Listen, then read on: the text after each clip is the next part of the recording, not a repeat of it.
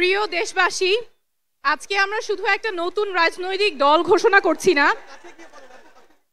একটা নতুন রাজনৈতিক পথ চলা শুরু করছি। আমরা নতুন ধরনের রাজনীতি করতে এসেছি। বিগত বছরগুলোতে রাজনীতির অর্থ ছিল ক্ষমতার খেলা, জনগণের সাথে প্রতারণা, অনেক সময়ই স্বার্থের লেনদেন। আমরা সেই রাজনীতির অবসান চাই। আমরা এমন রাজনীতি করতে চাই যেখানে শুধুমাত্র কোনো ব্যক্তি বা পরিবারের স্বার্থ সংরক্ষিত হবে না, রাজনীতি হবে মানুষের পাশে দাঁড়ানো, জনগণের কথা বলা। আমরা চাই এমন বাংলাদেশ গড়তে যেখানে মানুষ বলবে না যে সব দলই এক, কারণ আমরা রাজনীতি করতে আসিনি ক্ষমতা দখলের জন্য। আমরা রাজনীতি করতে এসেছি জনগণের ক্ষমতা জনগণকে ফেরত দেবার জন্য।